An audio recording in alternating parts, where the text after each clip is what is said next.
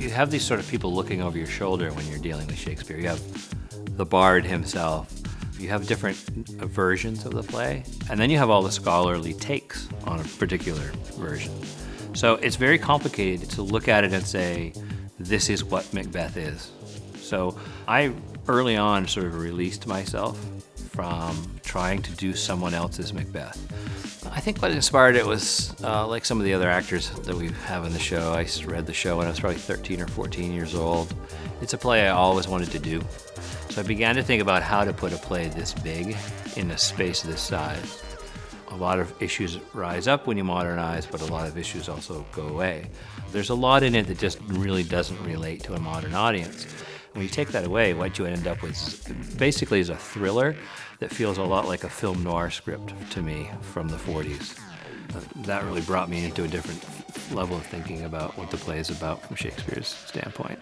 It was done in a period when, the idea of evil was very much accepted. And I think the postmodern take on evil is very different than it was 400 years ago, and in some ways very dangerous. So when I looked at putting these witches in, and then the style and the modern style, then I thought about what is a witch? Is it this, snaggly old thing around a cauldron, or what is a witch? What does that really mean? So the play speaks to that for me, in terms of whether we accept that there is a level of danger and evil in our world, or whether we say, no, there isn't any. And if we say there isn't any, then like Hecate says in her speech, we feel secure, but we're not. I think it's so easy to say, well, it's an old play written 400 years ago. And so I just don't really accept that. I think good literature is good literature wherever we find it. For this particular play, I read it the first time when I was 15 years old in Mr. Hirsch's sophomore English class. And I subsequently failed Mr. Hirsch's sophomore English class and had to take it again the following year, and it was the same curriculum, so I had to read Macbeth again. And the second time I read it, I was like, oh, all right, I got it. It's interesting to take Shakespeare's language, sort of cut it up, piece it back together, and say, this is what I want it to mean this time. If you read the play in its entirety, you can pull from it what you want. Shakespeare's plays are palettes full of many different colors, and you can work from a smaller palette and still make just as lovely of a painting, I think. I hope they'll come away with a more profound appreciation for Shakespeare.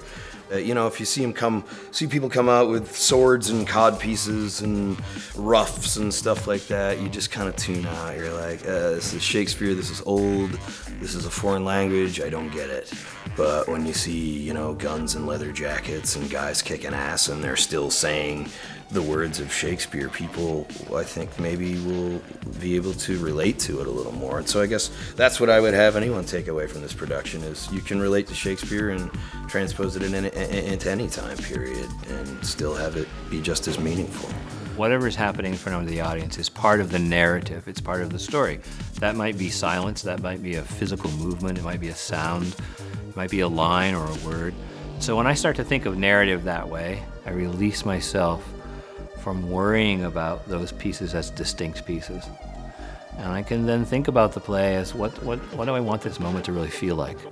For me, it makes a lot of sense to start thinking about those pieces in the very, very beginning. Griff chose basically all the sounds, and he did an excellent job of matching that to the era that we're trying to fit, which is, modern.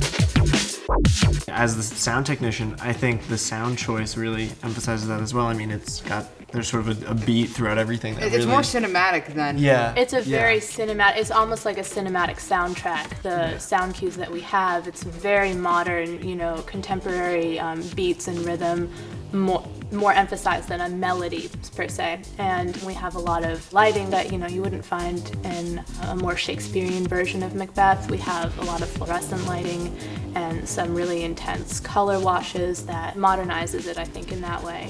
We have a Mac Pro with 3 graphics cards in it, and we can run 6 screens and projectors all at the same time. And that goes through a software called Isadora, and that lets me manipulate images on the fly. I can do green screen on the fly. I can basically place an image anywhere I want in any projector and apply various different effects to it. So I can do live editing of video, sound, and images. with the technical element, you want to balance it to, you want your tech to be on the same level as the actors acting. And that's a fine balance that we have to create and make sure that we don't overshoot them and take the focus off the acting. If after a show someone comes to me and says, "Oh, the fights were awesome," to me, I messed up.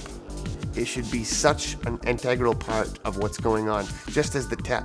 It's another way of storytelling. I always say this when I'm teaching stage combat, without conflict, you have no story. Conflict is necessary for any kind of story to happen, and fighting is the purest form of conflict. So it's really like dialogue. It's very, very, very much like dialogue. As an actor, you have to listen to what your scene partner is saying. Same thing with fighting. It should blend with the rest of the story. The tech and the acting and the costumes and everything should come into one thing. So at the end, the audience says, "That show was awesome." And no one thing stands out as being above anything else.